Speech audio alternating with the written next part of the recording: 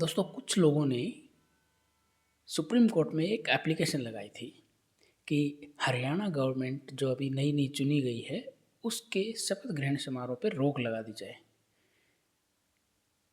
एक बंसल जी थे और एक मिश्रा जी थे और ये गए सुप्रीम कोर्ट, और सुप्रीम कोर्ट में 3 जजों की बेंच, जिसमें हमारे chief justice D Y Chandrachud भी थे, उन्होंने इन लोगों को लगाई डांट, ज़बरदस्त वाली डांट।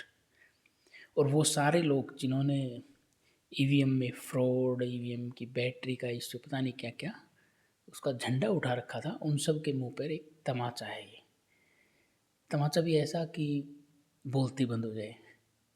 ये कुछ लोग थे अजीत अंजुम जैसे, या फिर एक वो कंवारी कंवारी है कोई, गुरुकुल पॉलिटिक्स, गुरुकुल इस टाइप से कुछ चैनल का नाम है, और ऐसे भी बहुत सारे जो कांग्रेस भक्त हैं, उन सब के मुंह पर एक तमाचा है। वो बार बार हर बार एक ही रट लगाए बैठे हैं कि ईवीएम चोर, धांधली हुई है, ये हुआ है, वो हुआ है। सच्चाई ये थी कि इन लोगों की कोई बेस था ही नहीं।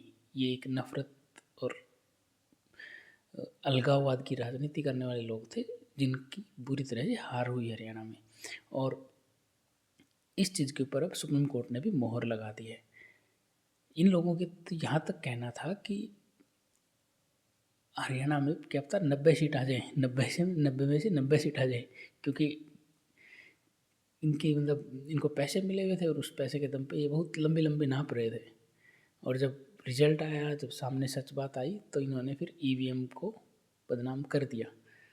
वो तो हर बार होता है इनका, मगर हाँ, ये जो पत्तलकार हैं जो कि पैसे लेके न्यूज़ बनाते हैं, दुनिया को, दूसरे चैनल्स को गोदी मीडिया बोलते हैं, उन सभी की सच्चाई सामने आई। और इनमें से किसी में हिम्मत आज भी नहीं है कि ये जाके केस करें या फिर इसकी सच्चाई को बाहर निकालना चाहें। नहीं, ये कर ही नहीं सकते, क्योंकि इनको पता है ये झूठे हैं। और जनता को, भोले वाले लोगों को ये बेवकूफ़ बनाते हैं।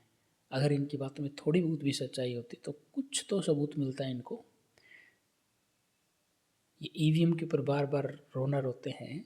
अगर ईवीएम में इतनी ही कमी इनको लगती है तो आपको याद होगा, हमारे इलेक्शन कमीशन ने एक ओपन चैलेंज भी रखा था कि देश में, दुनिया में कोई भी आए और इस मशीन को हैक करके दिखाए। इनमें से कोई नहीं पहुंचा वहाँ पे, ना कांग्रेस के लोग पहुंचे, ना बीजेपी के, ना आम आदमी पार्टी के, ना समाजवादी पार्टी के, ना एआईडीएमके के, ना डीएमके, किसी भी पार्टी के।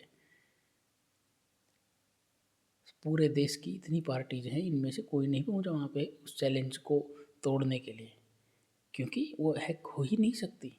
और अगर ये कर सकते हैं तो आज भी इलेक्शन कमीशन वेट में बैठा है, जाओ हैक करो और पैसे जीतो।